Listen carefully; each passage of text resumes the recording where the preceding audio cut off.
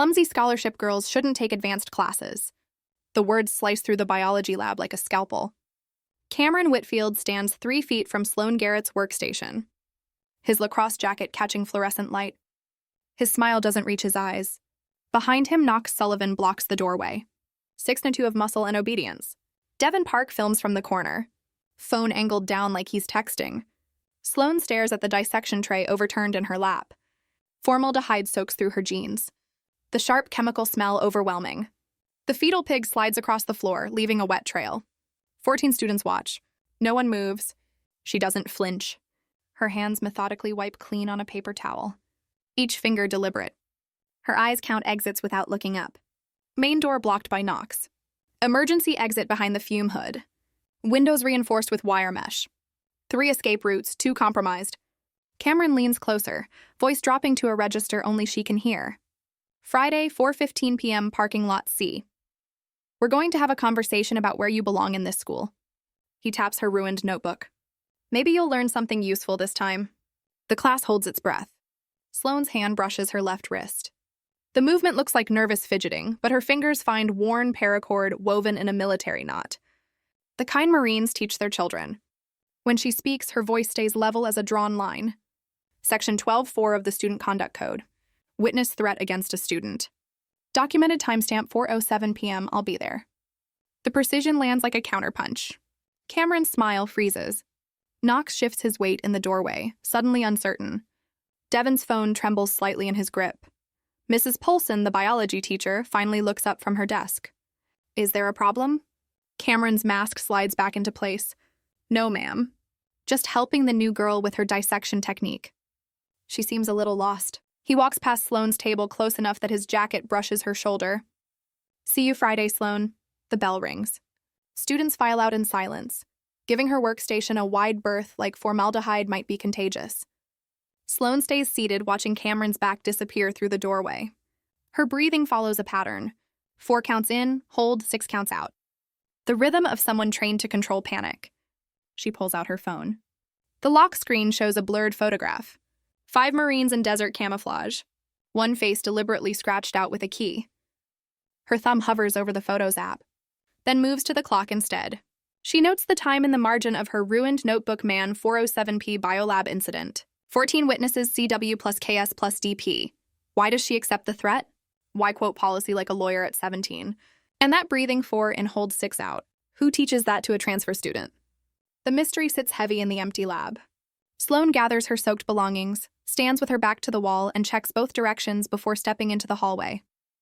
Her boots, tactical style, hidden under jeans, not the sneakers other juniors wear, make no sound on the tile. She's been the new girl for 7 days? 7 days of whispers that die when she enters a room. 7 days of accidents that leave bruises she doesn't mention. If you've ever walked into a school and felt invisible, like your existence is negotiable, you know what comes next. The question isn't whether they'll escalate. It's whether she'll still be standing when they do. Stay close. Tuesday morning arrives wrapped in fog that refuses to lift. Sloane reaches her locker to find it already open. Not broken, just unlocked. The metal door swinging loose on its hinges. Inside, her textbooks have been rearranged. Nothing missing, just moved. The message is clear. We can reach you whenever we want. She photographs the locker from 3 angles. Her phone case is scuffed military green with a small Marine Corps emblem near the camera lens. She doesn't touch anything else, just closes the door and walks to first period with her backpack already containing everything she needs. Planning ahead is a survival skill. Cameron finds her at the water fountain between second and third period. The hallway is crowded enough to provide witnesses, empty enough for plausible deniability. He leans against the wall beside her, close enough that she can smell his cologne. Expensive, deliberately overpowering. Your dad died a hero, he says, voice casual as discussing weather. Marine, right? Iraq or Afghanistan? Sloane straightens slowly. Water drips from her chin. She doesn't wipe it away. Cameron continues like they're old friends. My dad told me superintendent knows everything about transfer students. Background checks, family history, the whole file. He pauses. Shame you're just a coward. Bet he'd be real disappointed. The words are designed to crack her foundation. Sloane's jaw tightens, the only visible reaction. Her left hand drops to her wrist, fingers tracing the paracord bracelet hidden under her sleeve. When she speaks, her voice could cut glass. You finished? Not even close. Cameron pushes off the wall. See you Friday. He walks away before she can respond. Sloane watches him go, then glances at her wrist. The smartwatch beneath her jacket sleeve shows a recording icon. 37 seconds of audio. Timestamp preserved. Uploading to cloud storage. She learned documentation the hard way. Miss Chen, the librarian, stands 10F'd away at the circulation desk. Her eyes meet Sloane's for half a second, then drop to the returned books she's scanning. The message is clear. I saw nothing. I heard nothing. Get used to it. Third period passes in a blur of American history lectures. Sloane doesn't hear. Her phone buzzes twice. Texts from her younger brother, Leo, a freshman 2 grades below. The messages are casual, asking about lunch plans, but the subtext runs deeper. Leo always walks home with friends. Now she arranged it the second day after Cameron's eyes lingered too long on the freshman hallway. By Wednesday, the campaign goes digital. Sloane's phone explodes with notifications during 4th period chemistry. A fake Instagram account. Sloane's Confessions has appeared overnight. The profile picture is her school photo, poorly photoshopped to look intoxicated. The posts tell stories about her previous school. Fabricated incidents involving drugs, fights, a restraining order from a boy she supposedly stalked. The comments multiply like bacteria. Students she's never spoken to dissect her character with surgical precision. I knew something was off about her. Explains why she transferred mid-year. No wonder she has no friends. Devin Park sits 3 rows ahead, phone face down on his desk, his shoulders hunched slightly forward. The posture of someone trying to be invisible. Guilt, maybe, or just self-preservation in Cameron's orbit. Sloane screenshots everything. Timestamps, usernames, IP addresses visible in the account settings through a trick she learned from her father's tech-savvy unit brothers. She opens a laptop later that evening in the public library running network analysis tools that most 17-year-olds don't know exist. The trail leads back to a residential address in Cameron's neighborhood. She saves the log files to 3 separate drives. Documentation is a weapon. Her father taught her that before he taught her how to throw a punch.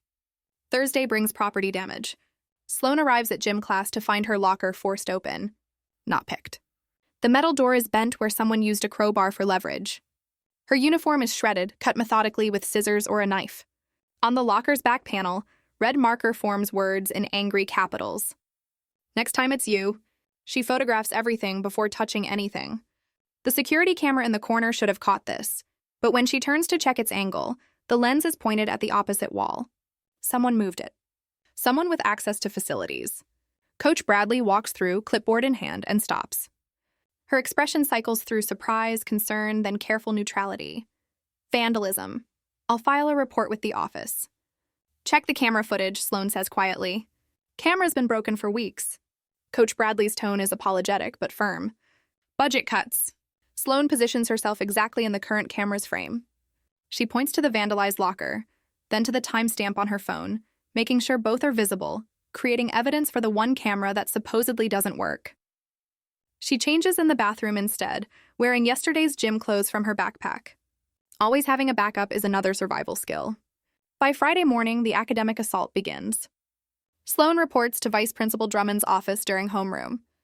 The summons came through a hall monitor, official enough to feel threatening. Drummond sits behind her desk reading glasses perched low on her nose. Superintendent Whitfield's photograph hangs prominently on the wall behind her, a reminder of the hierarchy. Your transcript, Drummond says without preamble. There's a discrepancy. Sloane's stomach tightens. What kind of discrepancy?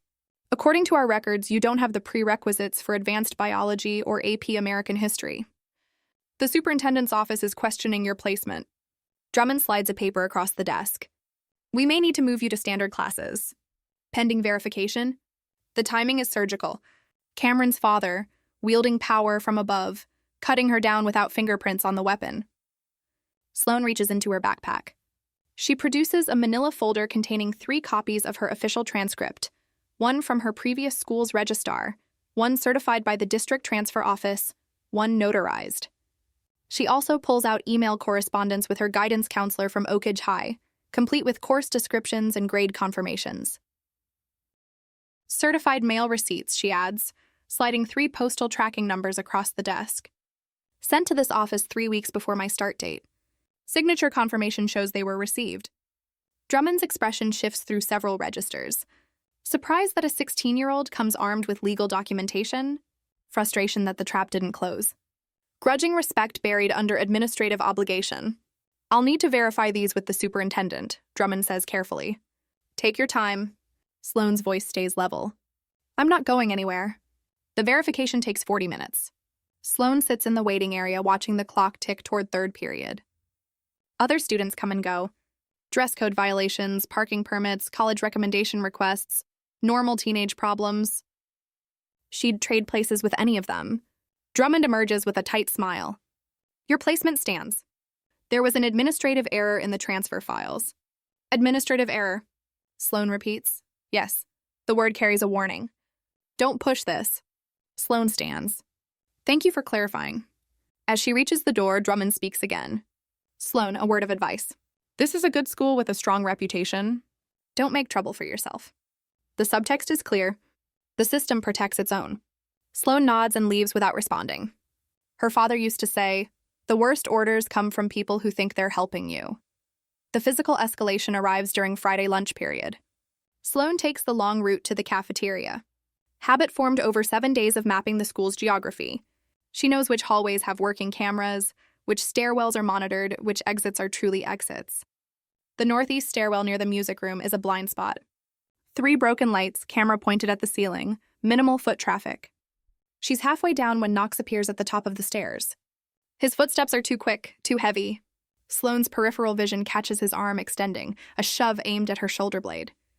The kind of bump that looks accidental but sends someone tumbling down concrete steps. Her body reacts before her mind processes the threat. She tucks, rolls, converts downward momentum into horizontal motion. The movement is trained automatic combat breakfall technique, military version. She lands at the bottom in a crouch, knees bent, arms out for balance. 3 students round the corner, witnesses to her landing, not his shove.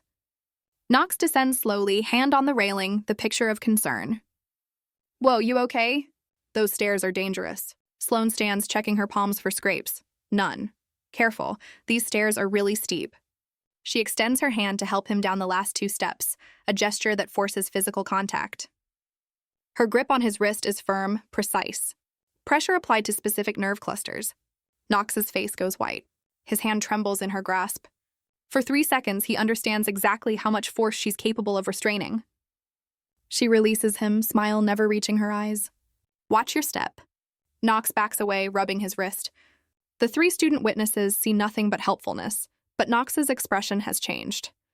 The casual violence he expected to dispense has been redirected, repackaged, returned with interest. He leaves without another word. Sloane continues to lunch, adrenaline singing through her veins. Her gym teacher, Miss Tamar Harrison, watched from the 2nd floor landing. His eyes narrow as she passes, recognition in his gaze.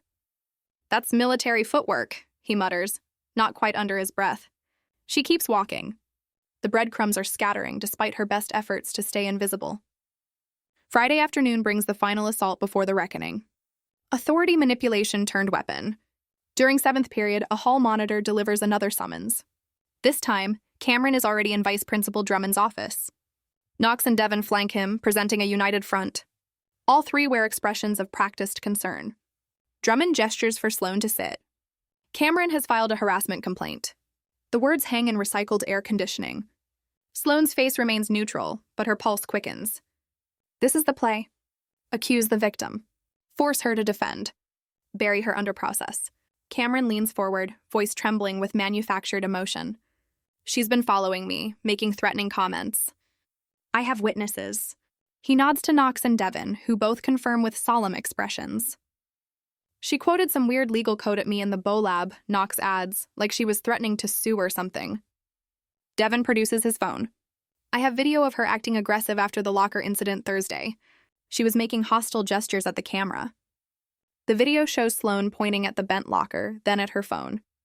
The moment she was creating her own evidence, cropped and reframed, it looks confrontational, threatening even. Drummond looks exhausted.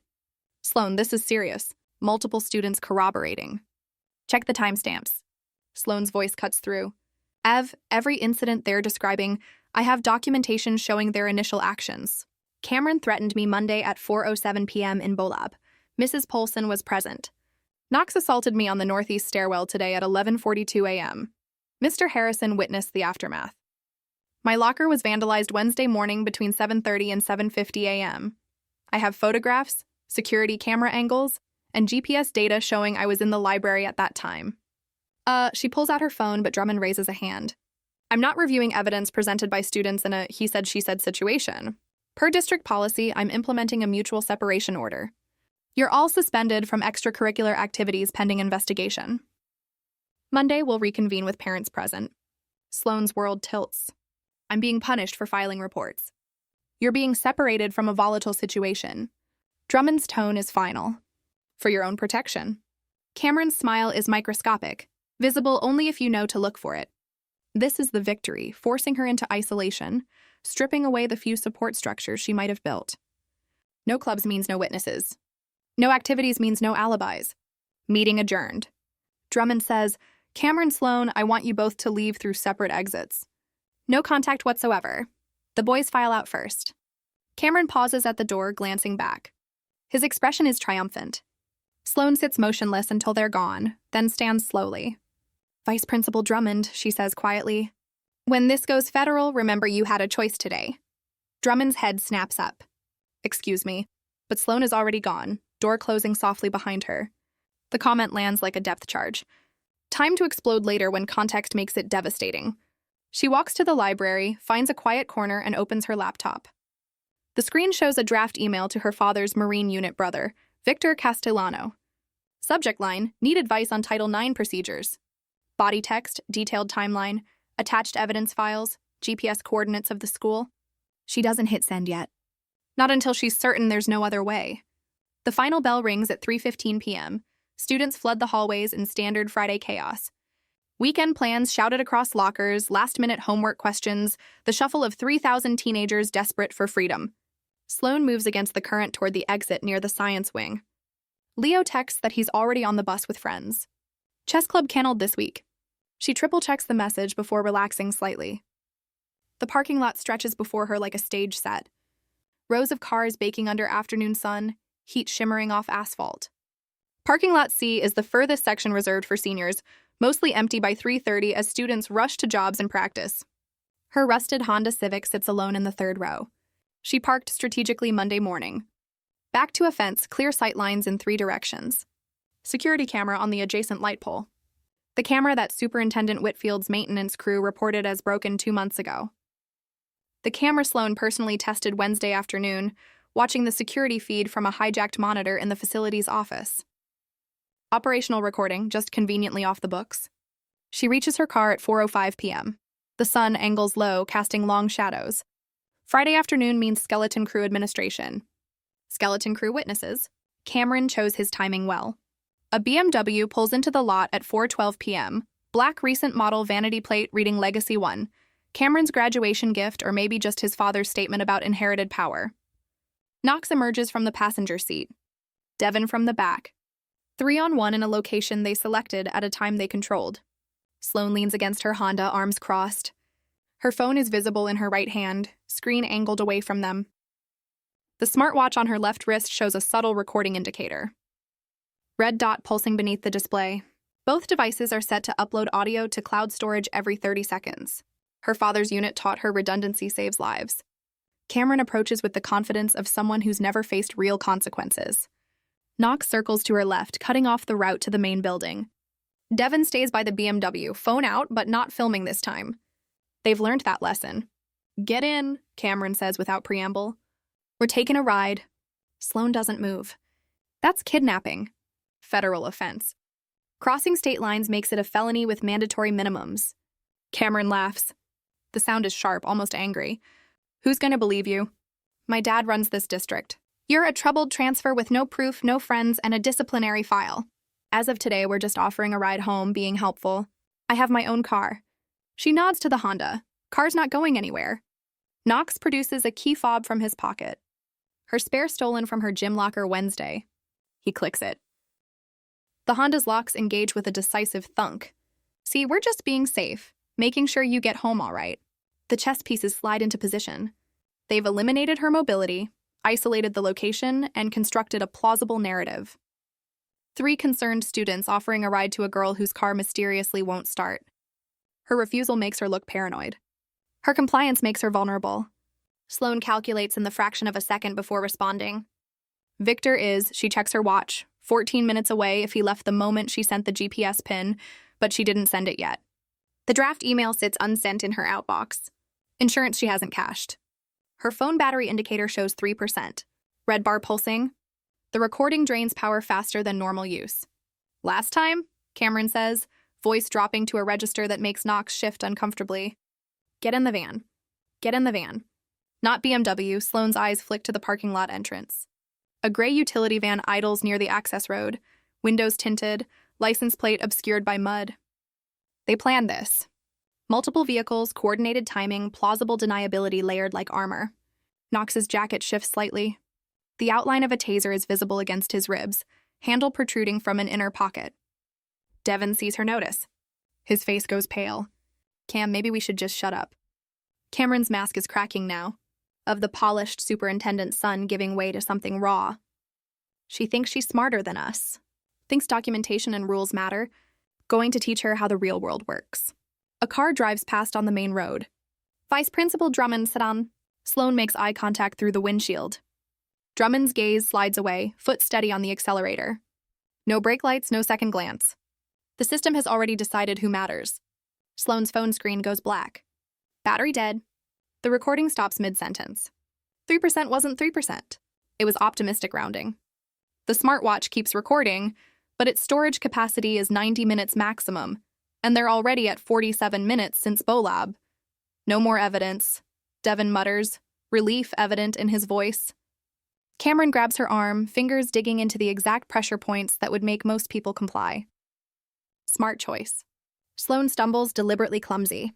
Her backpack slips from her shoulder, hits pavement, contents spilling, notebooks, pens, a water bottle that rolls under her car. Sorry, let me just kick the backpack further away. Stop stalling. She crouches to retie her shoelace. The movement burns seconds, a 9 to 10. Cameron's grip on her arm tightens, hauling her upright.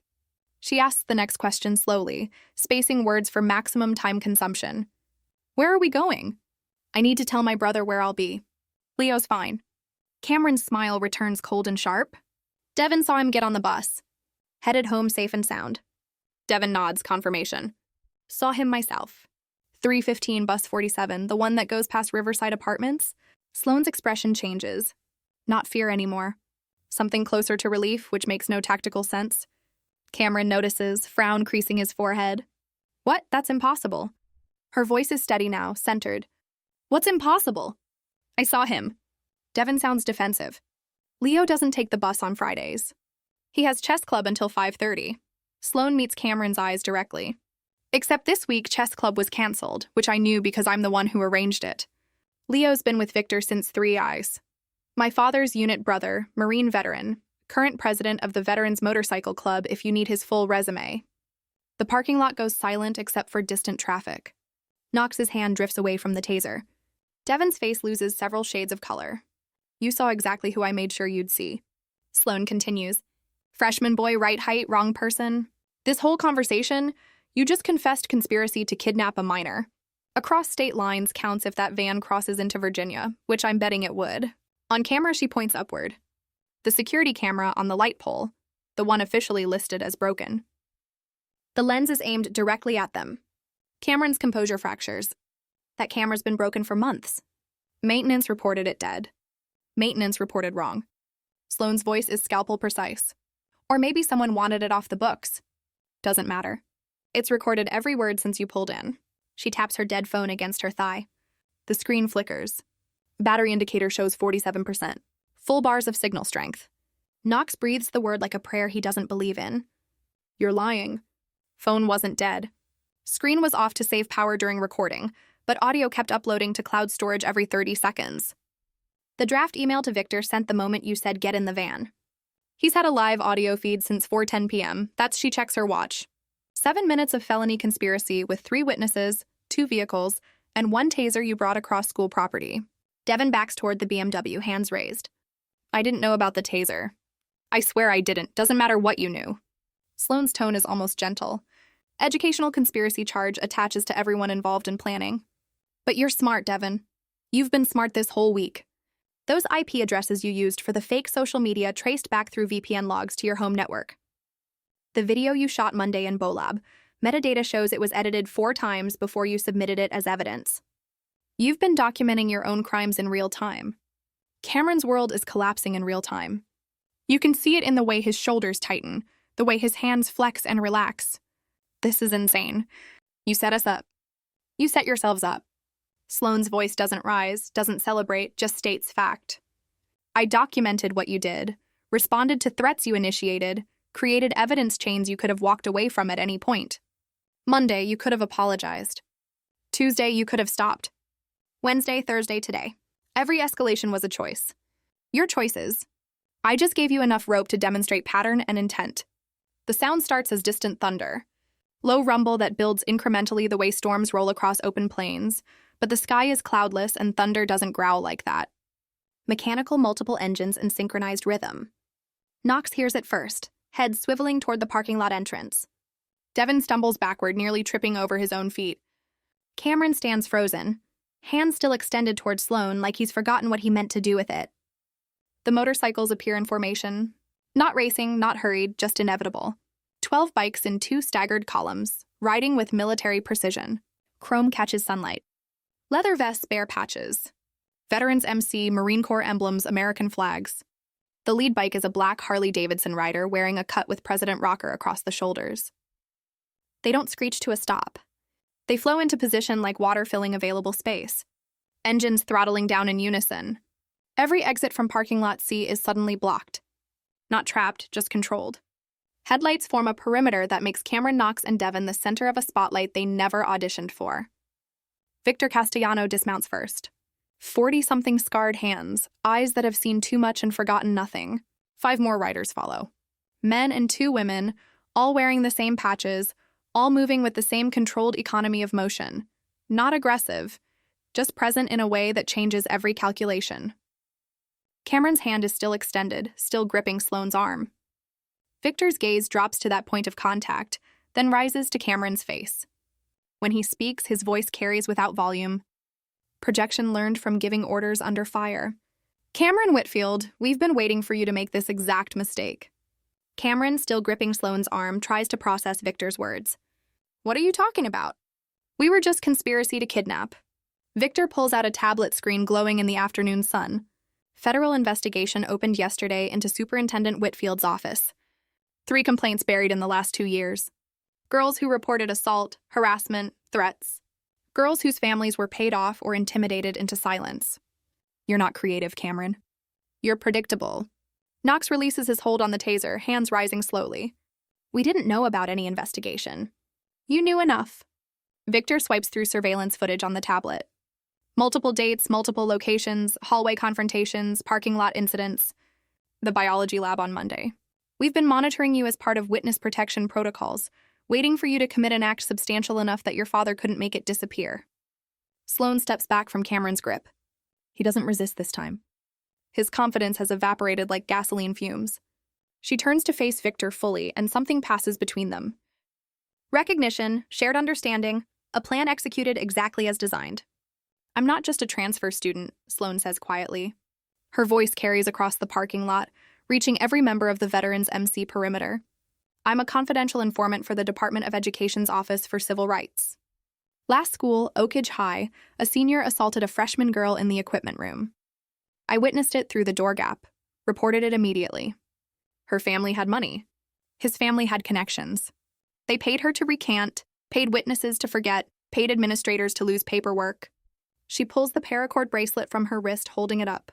My father died believing systems work if good people stand up. I watched that girl sit in court and say she lied about being assaulted because her parents couldn't afford to fight. So this time I didn't act alone. I documented, I waited. I let you build your own prison. Cameron's face cycles through emotions. Denial, anger, calculation, fear. You can't prove anything. That recording's inadmissible. Virginia's a one-party consent state, but school property changes jurisdiction. Nice try. Devin's voice cracks across the parking lot. He's moved away from the BMW, putting distance between himself and Cameron. But I've been recording too. Every conversation since Monday, full consent on my end, which makes it legal under federal wiretap statutes. Knox turns on Devin like he's been slapped. What? You think I wanted to be here?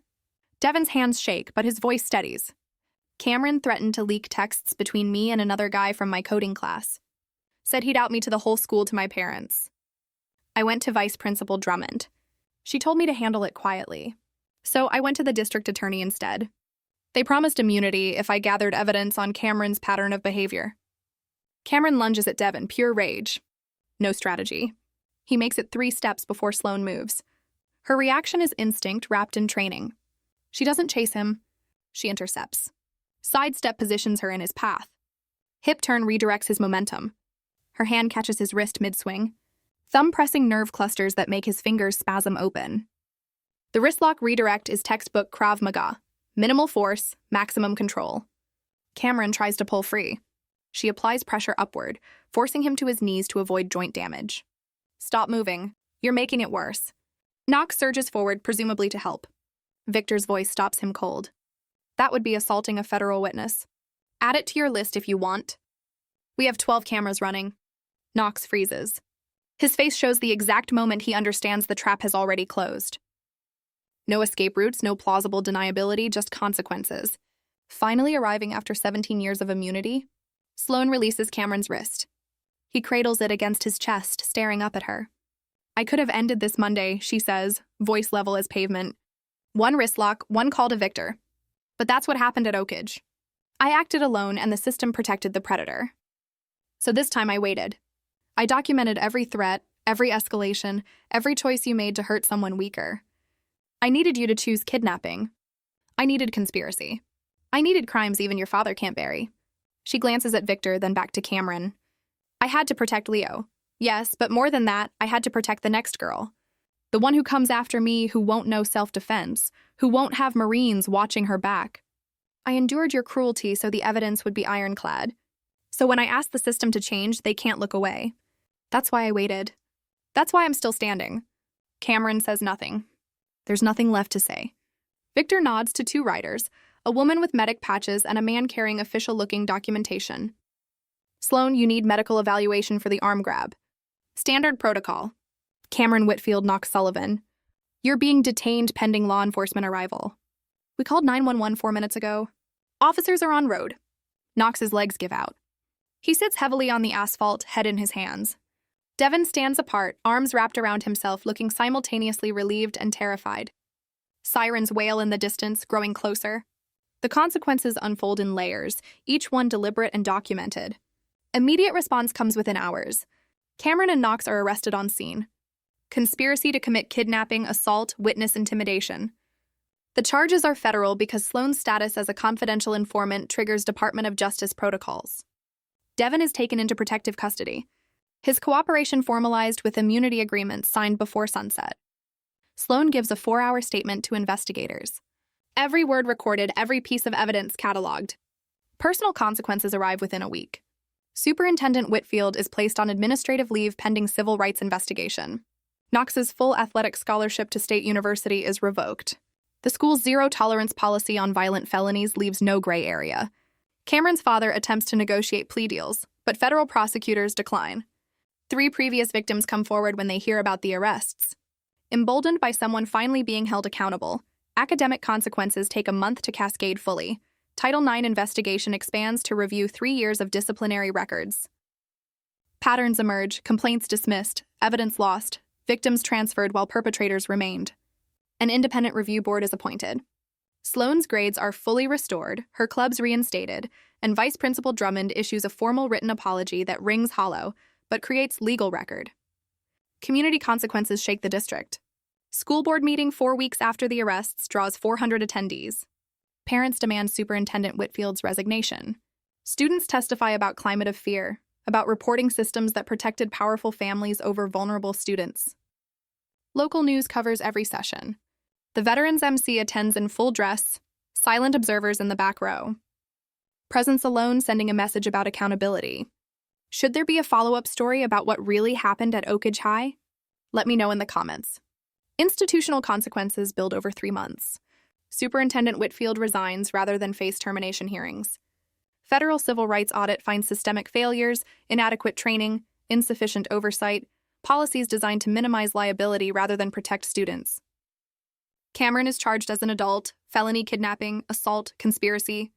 He faces 3 to 5 years if convicted. Knox accepts a plea to reduce charges. 18 months in juvenile detention plus mandatory counseling. His parents hire the best lawyers money can buy, but even they can't erase video evidence. Legacy consequences extend beyond the school year. Sloan establishes Witness Shield, a peer-led program connecting students with legal resources and trained advocates. The Veterans MC partners with her, offering self-defense workshops that focus on de-escalation and documentation. By spring, 2 neighboring districts request to implement the model. College recruiters take notice. Essays about systemic change and courage under pressure carry weight in admissions offices. 6 months after that, Friday in parking lot C, Sloan stands in the same spot. The asphalt holds heat differently now. Spring transitioning to early summer, afternoon sun, less aggressive. 20 girls gather around her, ranging from freshmen to seniors, all learning basic self-defense techniques. She demonstrates wrist lock escapes on a volunteer. The movement is precise, controlled pressure here. She indicates nerve clusters, makes them release. You're not trying to hurt them. You're creating space to escape. The girls practice in pairs. Some giggle nervously. Others focus with intensity that speaks to personal experience. Sloan moves between them, adjusting grips, correcting stances, offering quiet encouragement. Victor watches from his motorcycle, parked in the same spot where he blocked Cameron's escape route. His presence is protective, but not hovering, letting her teach, letting her lead, but ready if needed. Vice Principal Drummond, now interim principal after a month of community pressure, observes from her office window. She holds a coffee mug, expression unreadable. Guilt lives in her posture. Reform lives in the policy changes she's implementing slowly but measurably. Across town, Cameron sits in juvenile detention, awaiting trial. His appeals have been denied twice. His father waits outside courtrooms with an empty briefcase. Career destroyed. Legacy redefined as cautionary tale. Knox writes letters from his facility. Long, rambling apologies that Sloan receives but hasn't opened. Forgiveness requires time she hasn't allocated yet. Devin attends a different school now, 2 districts away. Therapy 3 times a week. Required community service teaching coding to elementary students. He helps a freshman being bullied his 2nd week there. Speaks up immediately, escorts the kid to the counselor's office. Small redemption, but genuine. The self-defense session ends at 5:30 p.m. Girls disperse gradually, some staying to ask questions about the Witness Shield program. Sloan answers each one patiently, provides resource pamphlets, exchanges contact information, building networks, one connection at a time. She's the last person in the parking lot as sunset paints the sky orange and purple. The spot where Cameron grabbed her arm is marked now by a blue emergency call box. 1 of 4 installed as part of the security overhaul. Veterans MC bumper sticker decorates the new security booth where an actual guard sits during school hours, not just abandoned equipment. Sloan sits on her Honda's hood, scrolling through her phone. Local news site loads slowly. The headline catches her eye. 3 students at Jefferson High report systematic harassment. Superintendent's office under investigation. She reads quickly. Different town, similar pattern. Powerful families, buried complaints, students afraid to speak. The article quotes an anonymous tip that provided investigators with documentation spanning 2 years. Her thumb hovers over the share button. Then she opens her contacts, finds Victor's number, types a message. Jefferson High, 40 minutes west. Can you be there Monday morning? His response arrives within seconds. Already on it? How many bikes you thinking? She smiles, types back, however many it takes. Justice isn't a moment. It's a process. It's showing up, documenting, refusing to let systems crush people who have every reason to stay silent. Her father taught her that courage isn't fearlessness. It's doing the scared thing anyway. With proof, with patience, with people who have your back, Sloan pockets her phone, starts her Honda, and drives home. The paracord bracelet sits in her glove box now, too worn for daily use. But its lesson remains. Some knots are designed not to break under pressure. Some people are trained the same way. Monday morning, she'll make a call. Tuesday, she'll start gathering evidence. By Friday, maybe another parking lot will have motorcycles forming perimeters. Another set of bullies will face consequences. Another victim will learn they're not alone. The work continues. The fight continues. and she's just getting started. She's the last person in the parking lot as sunset paints the sky orange and purple. The spot where Cameron grabbed her arm is marked now by a blue emergency call box. One of 4 installed as part of the security overhaul. Veterans MC bumper sticker decorates the new security booth where an actual guard sits during school hours, not just abandoned equipment. The changes are small but significant. New LED lights flood every corner, eliminating shadows where threats once lurked. Yellow safety lines mark pedestrian walkways.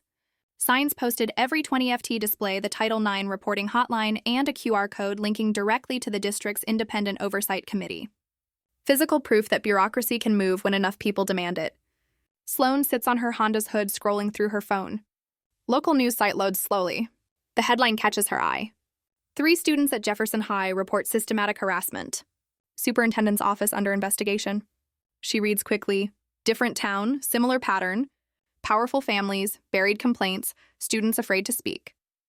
The article quotes an anonymous tip that provided investigators with documentation spanning 2 years.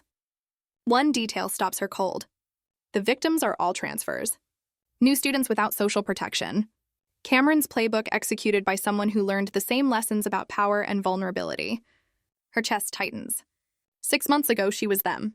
Isolated, tested, pushed to see if she'd break or disappear. The difference is she had training, had Victor, had a father whose legacy included teaching her that silence protects predators. These 3 girls at Jefferson High might not have any of that. They just have fear and hope that someone will believe them. Her thumb hovers over the share button. Then she opens her contacts, finds Victor's number, types a message. Jefferson High, 40 minutes west. Can you be there Monday morning? His response arrives within seconds. Already on it. How many bikes you thinking? She smiles, types back however many it takes. The phone buzzes again. Victor's follow-up. Words already spreading. Might have 20 riders by Monday? These guys remember what it's like when nobody stands up. Sloan looks up at the darkening sky. Somewhere 40 minutes west, 3 girls are probably sitting in their rooms wondering if reporting was a mistake. If the system will protect them or feed them to the machinery of reputation management and legal maneuvering. By Monday, they'll know they're not alone. By Tuesday, evidence will start building into something prosecutors can't ignore. Justice isn't a moment. It's a process. It's showing up, documenting, refusing to let systems crush people who have every reason to stay silent. Her father taught her that courage isn't fearlessness.